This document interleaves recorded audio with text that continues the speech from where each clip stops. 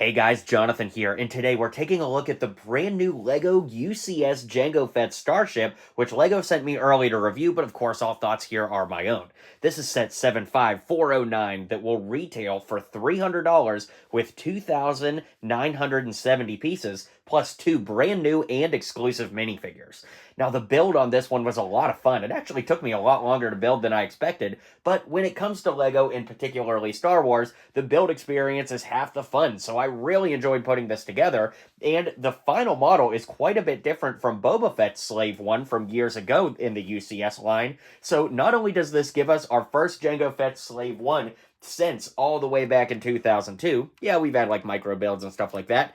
Here it is side by side, by the way. But not only is this our first opportunity to get Jango Fett's iconic Slave One in LEGO form in years, but it really brings a lot of newness to the table. The color palette used is absolutely awesome, and of course the minifigs are a great highlight. So let's take a closer look at everything here, then those minifigs, and see if the $300 price tag is worth it in the end.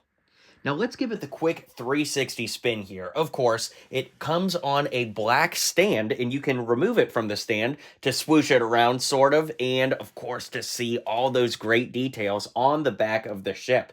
It's a really phenomenal build when it's all said and done. We've got the seismic charge hanging out in the back there that we'll take a closer look at, and the entire thing can easily be removed by lifting it up, and you'll see on the stand, there are actually hooks that are built in here, so you actually hook the Slave One and let gravity do the rest. Of course, we've got the info plate here, which thankfully is printed and looks really, really great. It's so nice these UCS plates are getting printed now, and I love that. And the base is pretty standard. There's nowhere to actually put the minifigures on the base, but to be completely fair, the old Slave One didn't have minifigure stands either, so you're supposed to put the figures in the ship. And speaking of which, let's do that now. So in the minifig department, we'll start off by taking a look at Boba Fett. It is a pretty nice figure overall. However, as funny as it is, I do think it's worth comparing to the original Boba Fett from 2002 for just a split second here, because I think that the colors used on the original are slightly better with those dark blue arms. I just dig that quite a bit. Now, obviously, the new one is much more detailed and much more up to date,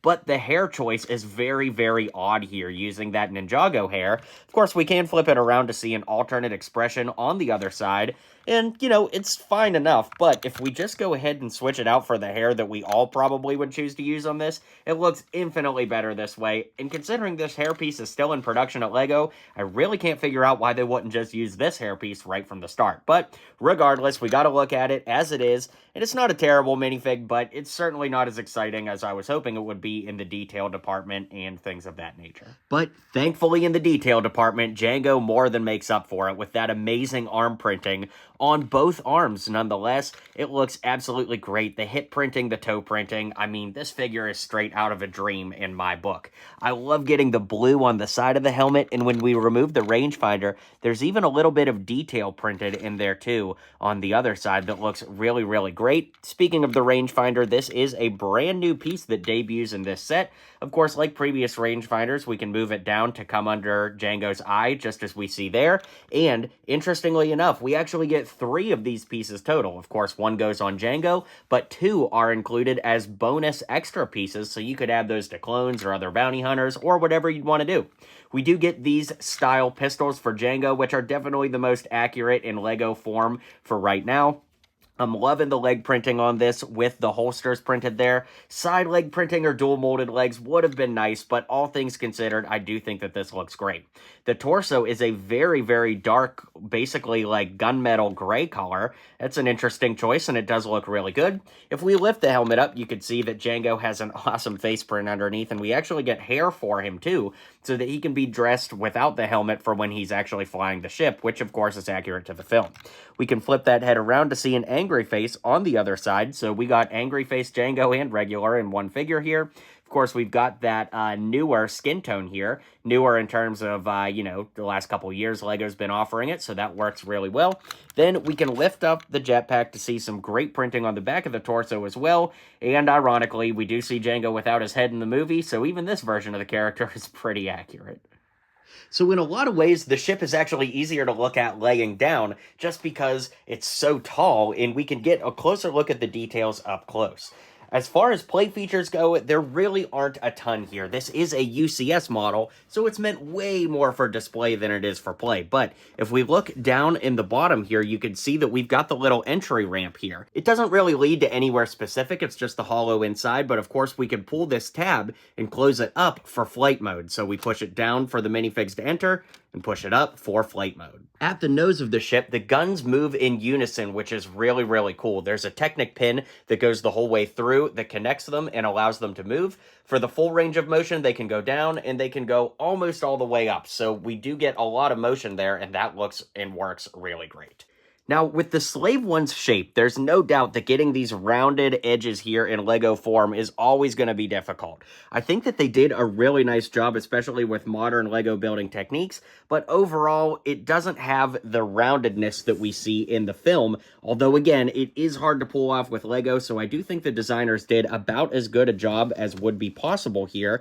And interestingly, comparing it to the original Slave One, this part is very similar, but just about everything else has its own unique rounded construction, and I think it works out really well and looks great.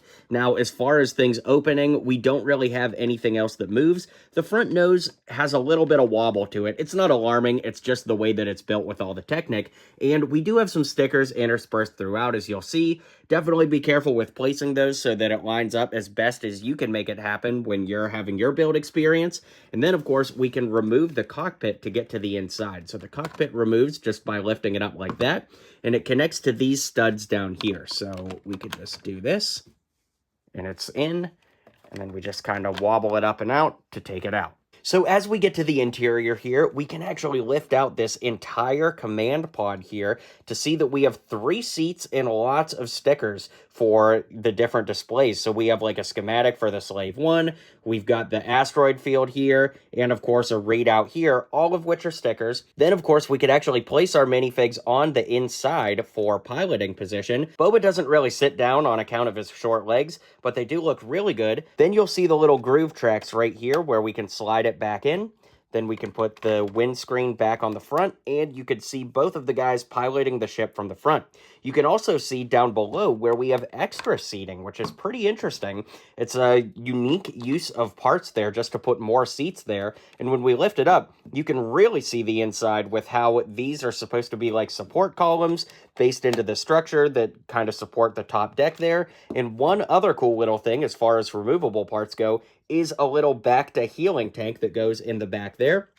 It just pops in very easily like that.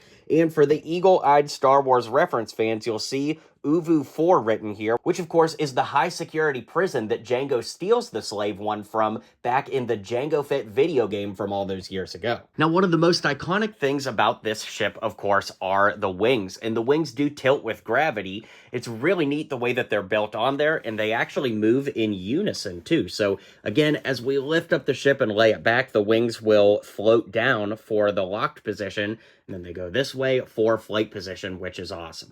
As we move around the back, I really like these studs here that are kind of like the lights for where it's landing. Then, of course, we've got the engines in the back, which look absolutely great. And a play feature you can hear without the sound effect being present is the seismic charge that's hidden in the back of the build. It has stickers put on it, which are put on at an angle, and I think because of that angle, it's actually messing with the longevity of how the stickers stick on there, just because they're put on at a unique angle with those curves. But as you can see, there's a stud built into the back, and then you're just supposed to click that in there. And then, of course, you get these panels, and you just kind of put the panels on like this. But you could also move these panels to the side when you take it off to open up the seismic charge, just like the movie, and have it drop out. So that is quite cool. So when it's all said and done, I think this is an awesome set. You know, growing up as a kid in the 2000s, this was my version of the ship. You know, seeing the movie back in the day and playing with the toys and even the old Lego set, it is my version of the ship, and to have it represented in UCS form is really awesome. Yes, $300 is definitely a hefty price tag. There's no doubt about that. But for the prequel fans like myself, who are now of the age that, well, we're buying collectibles of this scale, Lego definitely knows what they're doing, and I think it's hitting at the right time. So let me know your guys' thoughts on this one. I dig it quite a bit, and I'm very grateful again to Lego for sending this my way. Be sure to hit like and subscribe if you haven't already, and I'll see you guys on the next video.